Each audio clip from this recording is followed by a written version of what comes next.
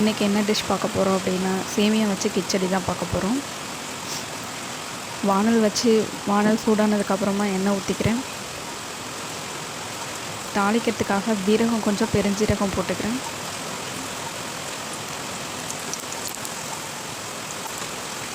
வெங்காயம் போட்டுக்கிறேன்.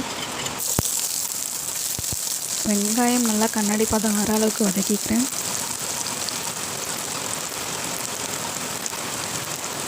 காரத்துக்கு 2 பச்சை மிளகா போட்டுக்கிறேன்.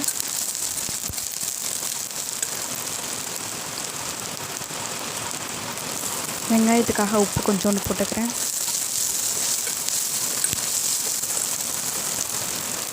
ஒரு தக்காளி பழம் போட்டுக்கிறேன்.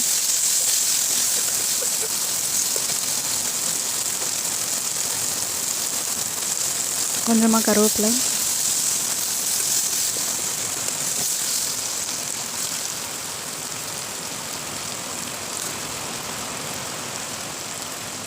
சின்ன சின்னதாக வெட்டின பூண்டு போட்டுக்கிறேன். ஃப்ளேவருக்காக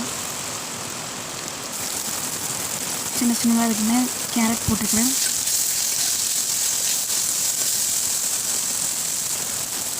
கொஞ்சமாக மஞ்சள்தூள் போட்டுக்கிறேன்.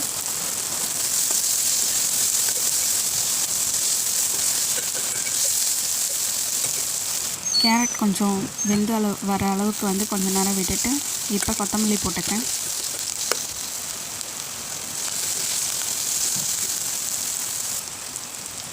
மேகி மசாலா கொஞ்சோண்டு போட்டுக்கிறேன். இது தேவைன்னா போட்டுக்கலாம், இல்லைன்னா ஸ்கிப் பண்ணிவிட்டு பிரியாணி மசாலாவும் மஞ்சத்தூள் மிளகாத்தூள் போட்டுக்கலாம். இப்போ தேவையான அளவு தண்ணி ஊற்றிக்கிறேன்.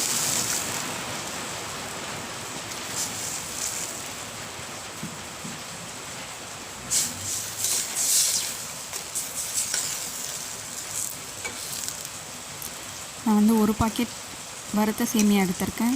அதுக்கு தேவையான அளவு தண்ணி, அதாவது 1/2 லிட்டருக்கு கம்மியாக 400 ml ஊற்றிக்கிறேன். இப்போ தண்ணி கொதிச்சு வந்ததும் சேமியா போட்டுக்கிறேன். இப்போ கொஞ்சம் கொஞ்சமாக சேமியாவை ஆட் பண்ணிக்கிறேன்.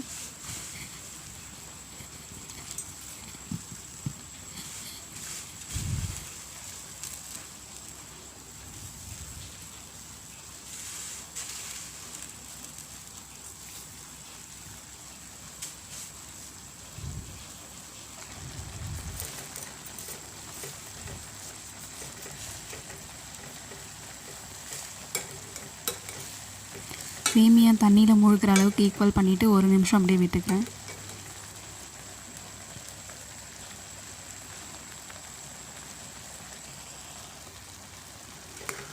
இப்போ ஒரு தடவை கிளறி விட்டுட்டு மூடி போட்டுக்கலாம். அடுத்தது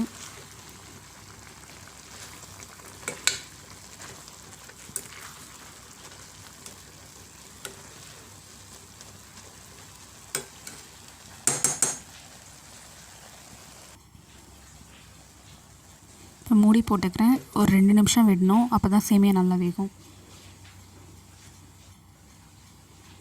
2 நிமிஷம் ஆயிடுச்சு. சேமியா ரெடி ஆயிடுச்சு.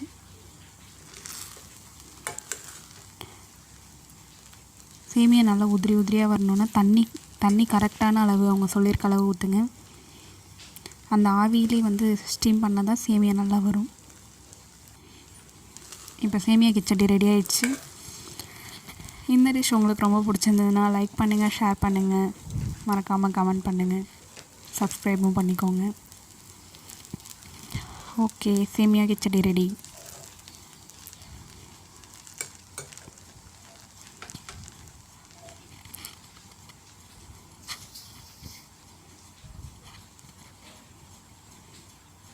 ஓகே, அடுத்த வீடியோவில் பார்க்கலாம்.